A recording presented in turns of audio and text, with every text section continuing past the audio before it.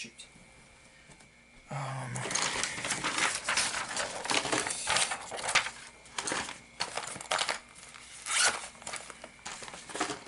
It's perfect.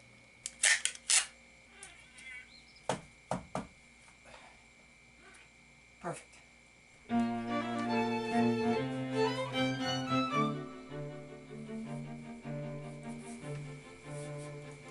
Nintendo is known for making some of the greatest masterpieces in the gaming industry.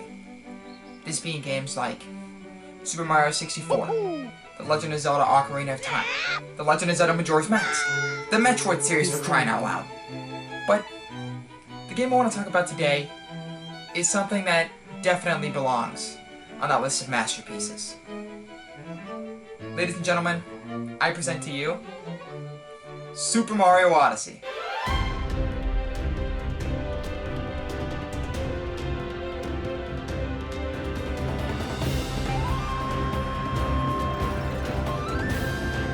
I absolutely adore Super Mario Odyssey. It was one of the first games that came out with the release of the Switch. So, for that reason, I have a lot of memories playing this game for the very first time. This game brings so many good things to the table that we haven't seen in the Mario series for quite a while.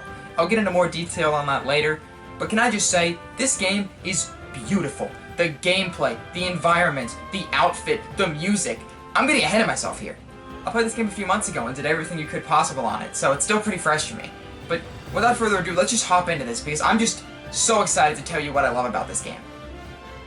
But first, let's hear a quick message from our sponsor.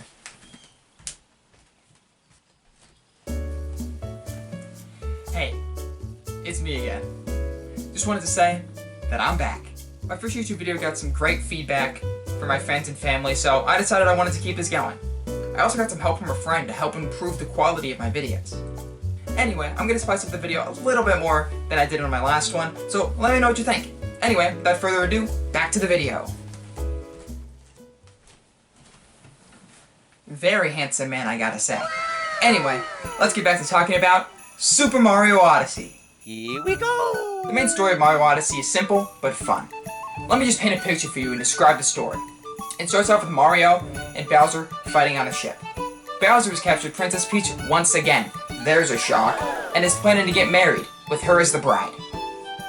Mario attempts to stop him, and fails, getting thrown off the ship. His hat gets stomped by Bowser and sliced in the ship's propeller. We think all is lost. Mario comes to after his fall in a mysterious location called Cap Kingdom. He finds the remains of his hat, still has the signature M. Mario meets a hat-shaped ghost named Cappy. They talk about Bowser, who Cappy also wants to defeat, since he is the one that took his sister, Tiara, for Princess Peach to wear at the wedding. They decide to work together to take Bowser down. But how is Mario going to do it without his hat? Some might say, well, no problem. That's the problem. Good thing Cappy uses the remains of Mario's hat to make a brand new hat for him. It looks perfect! And now, Cappy is the hat. So, you can see his eyes on the top, which isn't creepy at all. Anyway, Cappy and Mario go to make their way up to the big top hat tower, but they realize the jumps are too big for them to make it up. Good thing there are frogs nearby. Mario gets the grand idea to give one of the frogs a hat, but his plans go awry. There's a vocab word for you. I don't know if he expected results, but something did certainly happen. Cappy uses new hat powers to grant Mario the ability to possess the frog. You can tell the frog is Mario because his signature mustache and blue eyes always carry over during the possession. Look at that cute little guy. Anyway, now Mario can make the jumps to get to the top of the tower.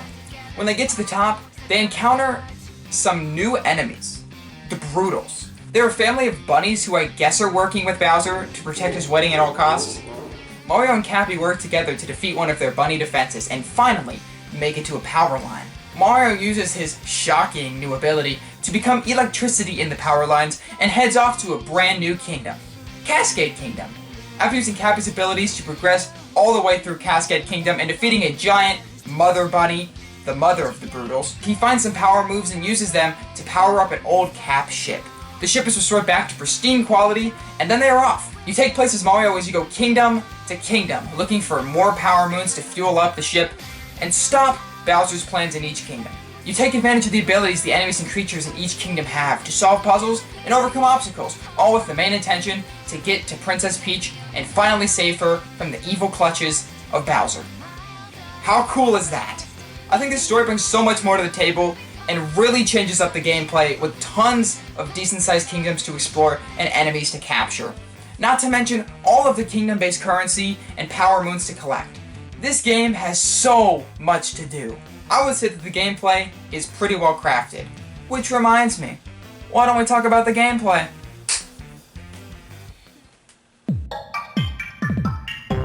Oh boy, is the gameplay fun.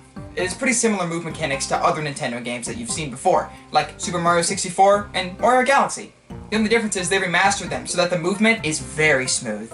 You can do all sorts of things, like long jumping, triple jumping, ground pounding, wall jumping, pole climbing, pole swinging, side somersault, and my favorite, rolling. You can crouch down and roll on the floor. This one is the most fun because I get to shake the heck out of my Joy-Cons. Not to mention the new variety of movement options you get with the new addition of Cappy. You can throw Cappy to capture things, you can jump on him to platform up things. This makes the platforming a little more advanced when it comes to certain stages. There's all sorts of different things you can do with Cappy. There's all sorts of different ways to throw Cappy as well. You can cap jump, spin throw straight up, throw him straight down. You can even mix Mario and Cappy's moves together to fully master their movement.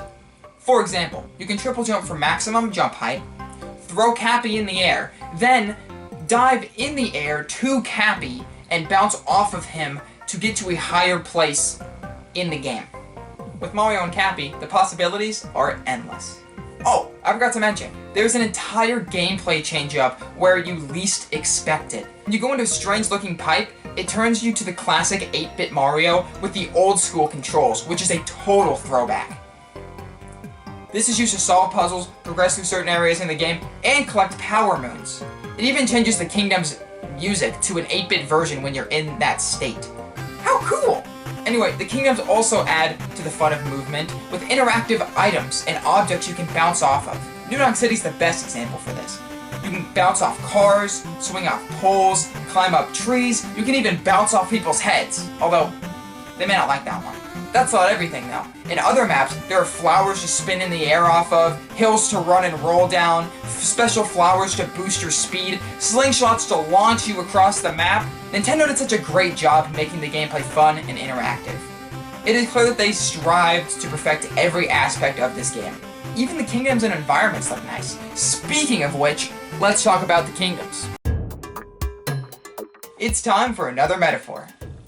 I'm going to take a note from Duck on this one and compare Mario Odyssey to food. Let's refer to Mario Odyssey as a scrumptious and delicious cake. This cake is very special and unique from other cakes. The kingdoms are the slices of the cake. Each slice of this cake is a different flavor from the others, so every slice is a completely different experience. Oh look, New Donk City's chocolate and Luncheon Kingdom's funfetti. Ooh, what's this? Sand Kingdom is lemon and Dark Side is carrot flavored? Next is the moons. The moons are the sprinkles that are dumped on top of the cake. Some sprinkles are easy to see, but a new coat of frosting was smeared over the top so others are hidden for you to find and eat. It also lets you choose your own experience.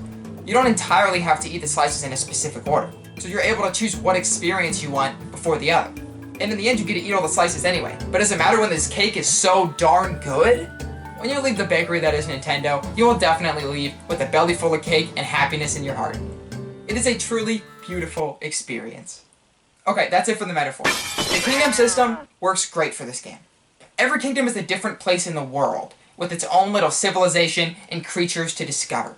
For example, in Wooded Kingdom, there's a whole population of old gardening robots, or mermaids in Lake Kingdom, or jolly bouncy seal people underneath Snow Kingdom, or the Hat Ghost in Cap Kingdom, or actual people in New Donk City.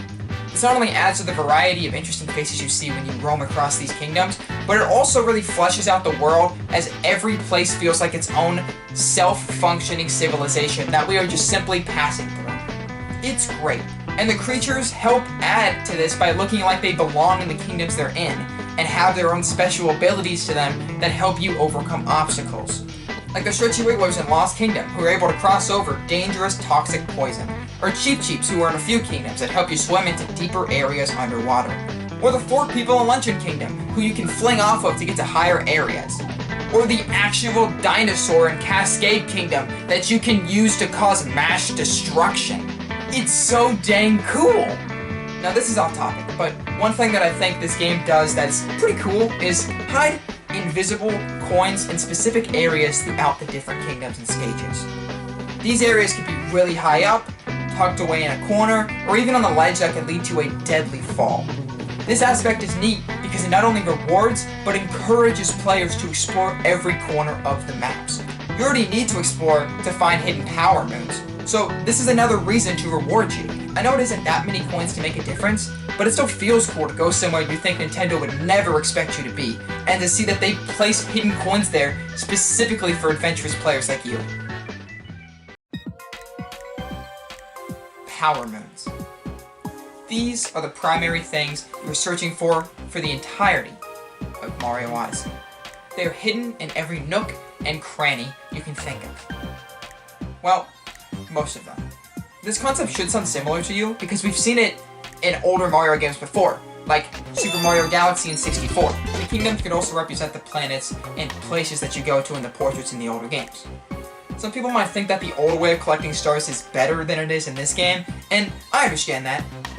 What used to be exploring an entire planet and fighting enemies just to collect one star has turned to just ground pounding on a specific spot to get a power moon.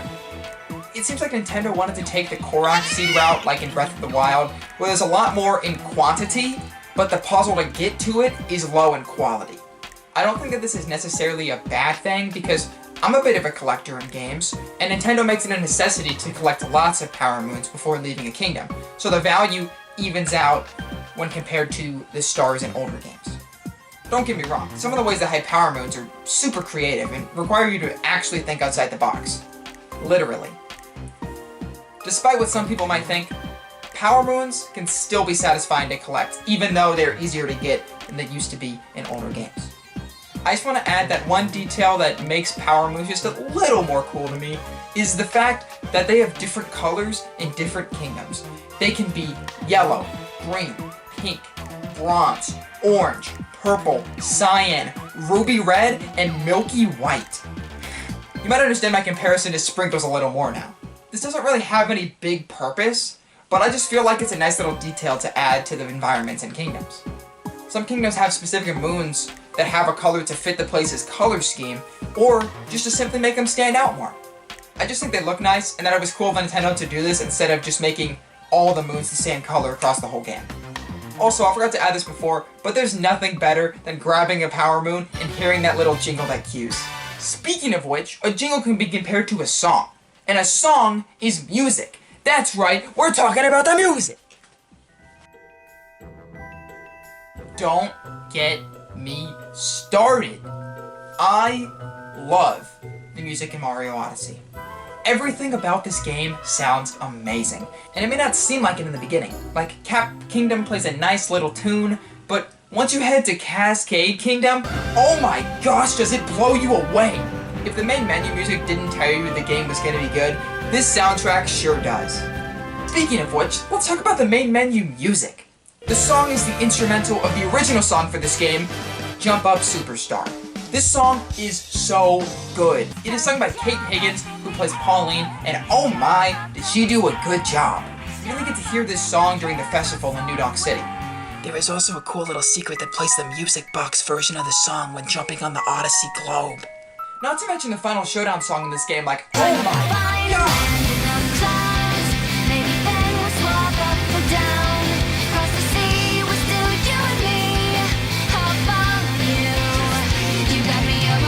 This is the song Break Free, and boy is it a fun song to hear when you're finishing the game. Just hearing the song makes me think of the great escape sequence I had to go through. Great way to end the game. The music in this game just breathes life into every kingdom and adds so much. Every kingdom has its own soundtrack that is made to fit the environment. I can't think of a single kingdom in this game that has a bad soundtrack. Especially New Donk City. That's right, I'm talking about it again, which has amazing music. I like this one in particular because when you start off on the Odyssey, it's completely quiet, not a note of music in sight. But once you step foot on the grounds of New Donk City, boom! It's jazz time. It is very clear that when it comes to Nintendo, they always deliver when it comes to the music. I can make a whole list of soundtracks in this game that I love. In fact, I think I will do that. Cascade Kingdom, Cityside Kingdom, New Donk City, especially the festival, Shiveria Town, Luncheon Kingdom, the list goes on! Good music is so essential when it comes to giving life to the colorful and fun kingdoms. Speaking of colorful and fun,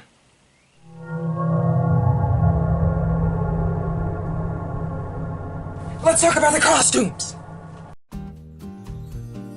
I'm gonna bring the energy down for a second and calm down.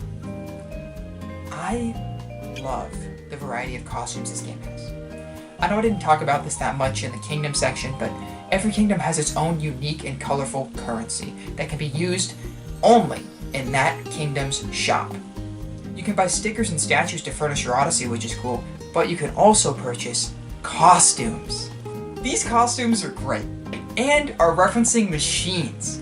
Lots of the costumes in this game are references to older games in Mario's past, like the Dr. Mario outfit, the original Colors outfit, the Golf outfit, the Explorer outfit, the Chef outfit, the Painter outfit, the Builder outfit, even the dang Caveman outfit was inspired from an older Mario game. It's super neat. It's like a gallery of Mario references all combined into one game, and something so simple as the costume you choose to or need to wear to get certain moves. Not to mention how fantastic the outfits look as well. Every outfit comes in two pieces, one for Mario and one for Cappy. Wait, you thought Cappy could only be different types of hats? Well, you're wrong. Cappy can be all sorts of different headwear. How neat! This also allows you to mix and match different outfits with different tops and bottoms to fit your own look. Each costume also has its very own 8-bit look when you go into the 2D sections in the game, which is super neat. This is once again Nintendo going all in on something they didn't need to. When you ask me what components matter the most in making a good game, great customization options are definitely near the bottom. So it's good to know Nintendo excelled at this category as well as all the others at the top. Everything about this game just screams polished.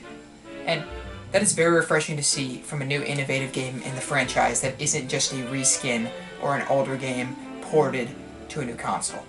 I heard that Nintendo looked back at what was loved about their older Mario games and put those factors into this one, and I think that they definitely crushed it. It is clear that lots of love and care went into making this game as good as possible. It doesn't really do anything poorly.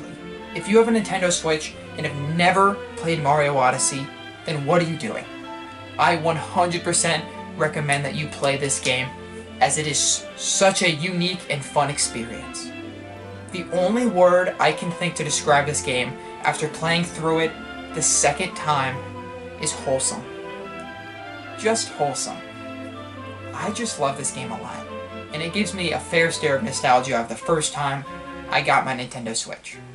There aren't many games like this that I go back to unless it is a really good game that I want to put myself back into that amazing world they created. Replaying a fantastic game like this reminds me of the time I replayed Cuphead. Man, I love that game. Oh, but we'll get to that in a later video. Well, maybe. Well, that's all I have for you. This video was really fun to make, and I'm glad to be doing this again. I was really nervous putting myself out there the first time, but the feedback I got really inspired me to keep going. I just want to thank my family and friends for being so darn supportive and just letting me be my nerdy self online. I'd also like to thank my friend Sky for helping me proofread this script and edit this video. This video would take a lot longer if it wasn't for you, so I really appreciate it. Lastly, I want to add that after this video, I am going to work on some fun side projects for the channel that aren't retrospectives, so be ready to see those. Anyway, it's a shorter outro for this one, and I will see you in the next one.